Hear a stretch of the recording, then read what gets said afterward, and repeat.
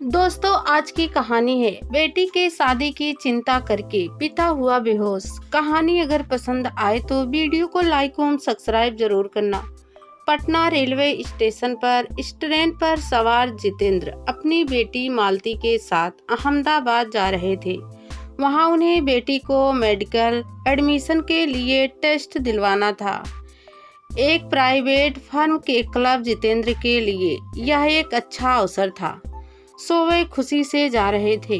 वहीं उनकी 17 वर्षीय बेटी मालती की खुशी का ठिकाना नहीं था। स्टेशन पर उनकी पत्नी और बाकी बच्चे उन्हें छोड़ने आए थे। वे गाड़ी पर चढ़ गए। उनके सामने की बर्थ पर 2 लड़के विराजमान थे। 24 से 25 वर्ष के रहे होंगे। जींस पैंट व शर्ट में कम के ही लग रहे थे। पापा, आजकल किसी ने कुछ उल्टी सीधी हरकत की तो एक मैसेज रेल मंत्री को करने से अपराधी फौरन पकड़ा जाता है। मालती शायद इन बातों से अपना डर कम कर रही थी या उन युवकों को सुना रही थी। हाँ बेटा, आप ठीक कह रहे हो। हम अब पूरी तरह सुरक्षित हैं। पिता बेटी की हाँ में हाँ मिला रहे थे। परंतु पापा, क्या वास्तव में कार्रवाई होती है या फिर नाम कमाने के लिए? वह शायद बात को लंबा खींचना चाहती थी। बेटा, कार्रवाई वास्तव में होती है और कई पकड़े भी जा चुके हैं। यह पिता का स्वर था। इधर ये दोनों युवक अपनी पुस्तक पढ़ने में लगे थे। एक बार भी उनकी बातों की ओर ध्यान नहीं दिया था।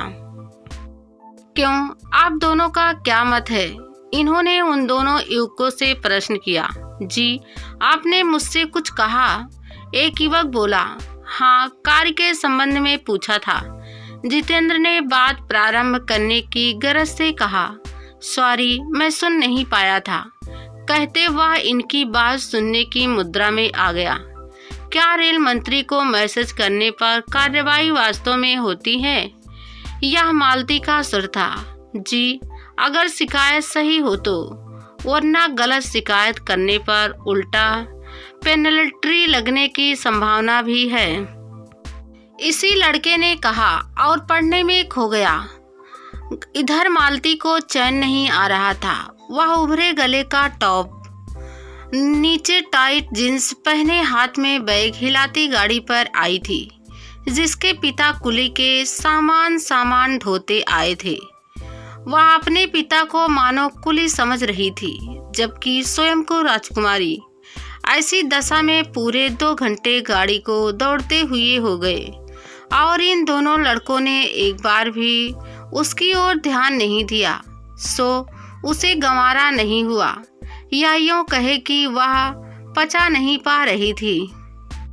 सुनिए, मालती से जब नहीं रहा गया तो बोल उठी। जी, एक ने उसकी ओर देखते हुए कहा। पीने का पानी होगा आपके पास? वह बोली। इस पर बिना कुछ बोले एक युवक ने पानी उसकी ओर बढ़ा दिया। पानी पीकर मालती ने थैंक्स कहा तो वह बिना बोले मुस्कुराकर अभिवादन स्वीकार करते बोतल वापस बैग में रख फिर पढ़ने में खो गया। Doctor Rakesh, doctor Mohan Mishra, TT ने नाम लेकर पुकारा तो दोनों ने मुस्कुराकर सिर हिला दिया। डॉक्टर साहब, आप अहमदाबाद में? टीटी न जाने क्यों पूछ बैठा। हम दोनों वहाँ ईएमसी में कार्यरत हैं, एक युवक ने संक्षिप्त उत्तर दिया। डॉक्टर साहब, तो क्या आप दोनों डॉक्टर हैं? जितेंद्र टीटी के बाद बोल पड़े। जी सर, हम दोनों भाई हाउस सर्जन के रूप में कार्यरत हैं और एमएस में कर रहे हैं। इस बार दूसरा युवक यानी डॉक्टर मोहन बोल उठा। हम वहीं अपनी बिटिया का एडमिशन टेस्ट दिलवाने ले जा रहे हैं। जितेंद्र बिना पूछे बोल उठे। जी, परंतु मेडिकल की पढ़ाई तो पटना में भी हो सकती है, फिर इतनी दूर? इस बार डॉक्टर राकेश ने प्रश्न किया। बात यह है कि बाहर पढ़ने का मजा कुछ और है और वहाँ किसी की ज़्यादा टोका टाकी नहीं होती। या उनकी बेटी मालती थी जो बीच में टपक पड़ी थी। अच्छा, एक शब्द बोल दोनों फिर चुप हो गए। आप लोग कहाँ के रहने वाले हैं? जितेंद्र ने पूछा। पटना का ही हूँ। मेरे पिताजी पटना में ही नौकरी में हैं और वहीं से MBBS किया, फिर यहाँ नौकरी करने चले आए। अब इनकी आंखों में दूसरा स्वप्न तैरने लगा। एक जवान होती बेटी के पिता की आंखों में बेटी के भाभी भर की तस्वीर तैरती रहती है। आप लोग पटना के हैं? लगते तो नहीं। यह मालती का प्रश्न था। हम लोग 2 साल से अहमदाबाद में काम कर रहे हैं। हो सकता है बोली में बदलाव आ गया हो। डॉक्टर मोहन ने बात को खत्म करने की गरज से कहा। मेरी बेटी कुछ ज़्यादा ही बोलती है। जितेंद्र ने बेटी का बचाव करते हुए कहा। ऐसा कुछ नहीं है, बड़े होने पर संभल जाएगी। यहाँ भी दोनों बात को समाप्त कर फिर पढ़ने में खोते हुए बोले। अब दोनों बाप बेटी इन दोनों से परेशान हो गए थे। ये लोग कभी भी कुछ भी बोलना नहीं चाहते, मात्र पढ़ते रहते हैं। बीच में चाय मंगाकर दोनों ने पी, एक बार भी नहीं पूछा। जितेंद्र को झट मौका मिल गया। जैसे ही मुगल सराय से गाड़ी आगे चली, एक चाय वाला चाय लेकर आया। उन्होंने 3 चाय का ऑर्डर दिया, एक खुद के लिए और 2 उन दोनों डॉक्टर के लिए। नो थैंक्स, हम दोनों चाय पी चुके हैं। दोनों स्पष्ट मना करते बोले। मगर हमने खरीद ली है। मैं पीने लगा तो सोचा आपको भी पिला दूं। आखिर आप पटना के हैं ना? उन्होंने बातों की कड़ी जोड़नी चाहिए। जी धन्यवाद, परंतु हम अभी चाय पी चुके हैं। संक्षिप्त उत्तर देकर दोनों चुप हो गए। जितेंद्र ने चाय का कप अन्य 2 पास की सीटों पर विराजमान लोगों को पकड़ा दिया। उन्हें बोलने की आदत थी, वहीं वे दोनों मानो ना बोलने की कसम खाए बैठे थे। इधर ट्रेन अपनी गति से दौड़ती जा रही थी। अनायास ही एक फोन डॉक्टर मोहन के पास आया। जी, हम परसों सुबह पहुंच जाएंगे। दोपहर 1 बजे तक ऑपरेशन कर सकते हैं। आप पेशेंट को तब तक एक दवा देकर रखिए। इस जवाब ने बाकी पैसेंजर को चौंका दिया। वह उनकी ओर देख रहे थे। डॉक्टर मोहन फोन सुनने के बाद राकेश से कह रहे थे, कुल 5 ऑपरेशन परसों करने हैं, 5 मेजर हैं।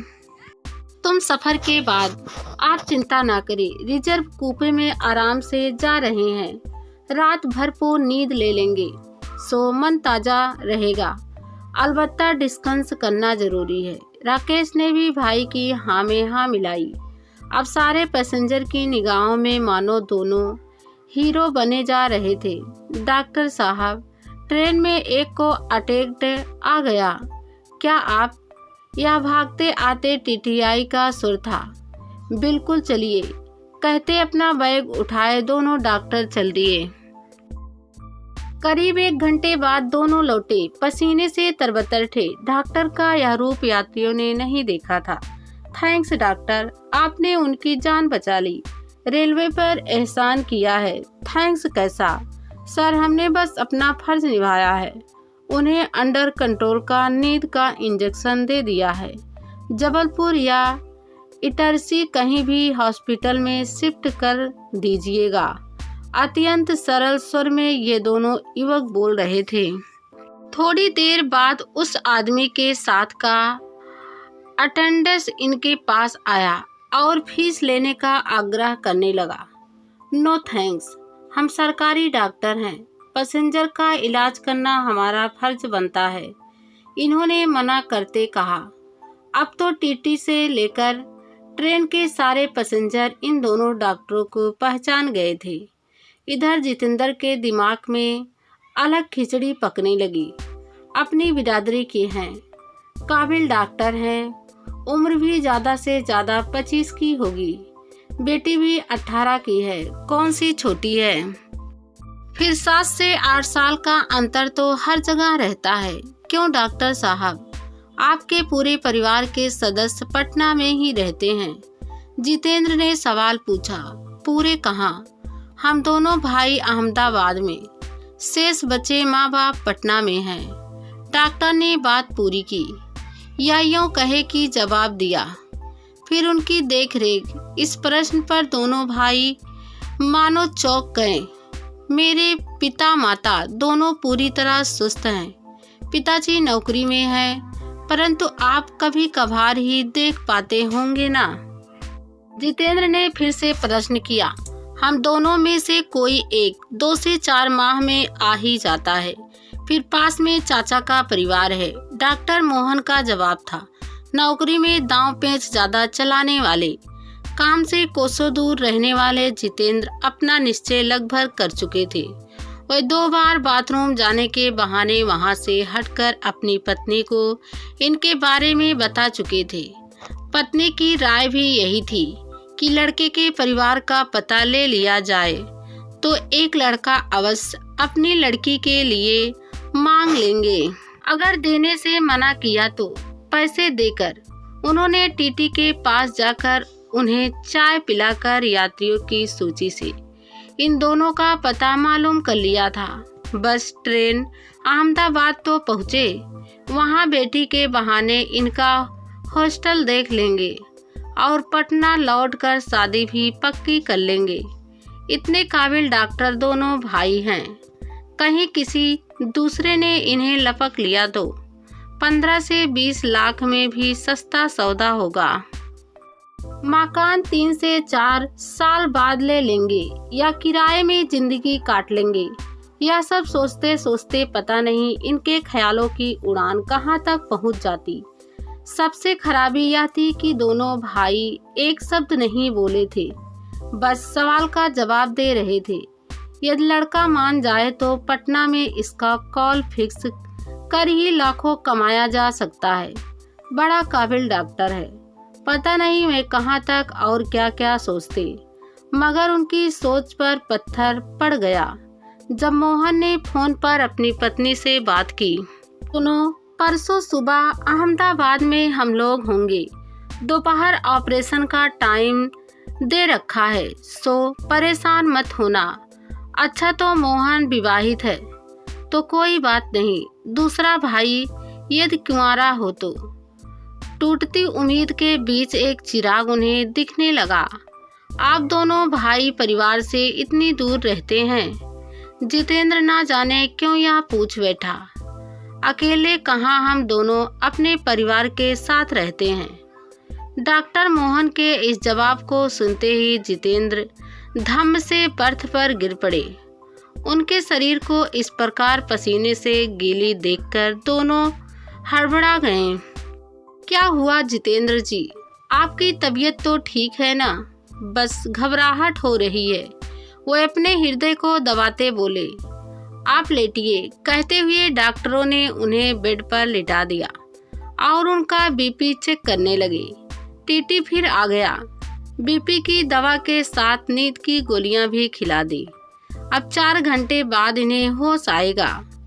हम अहमदाबाद में होंगे, डॉक्टर मोहन टीटी को बता रहे थे। मगर हुआ क्या? टीटी ने हैरानी से पूछा। पता नहीं, जैसे ही मैंने कहा कि मैं परिवार के साथ रहता हूँ। सुनते ही एकदम से बिस्तर पर गिर पड़े। क्या आपके परिवार के बारे में पूछा था? टीटी ने प्रश्न किया। जी, पूरे रास्ते हमारे बारे में पूछते रहे हैं। यह बताते हुए डॉक्टर का चेहरा अजीब हो रहा था। वहीं टीटी गंभीर स्वर में बोला, कोई बात नहीं, इनकी आस की डोर टूट गई है। हर बेटी का बाप आस की डोर टूटने पर ऐसे ही बिखरता है। वही बिखरन है। क्या मतलब? ए मुहबाए पूछ बैठे। इस पर टीटी ने कहा, कुछ नहीं, उन्होंने आप में भाभी दामाद देख लिया था, सो आपकी शादी की बात सुनकर झटका खा गए।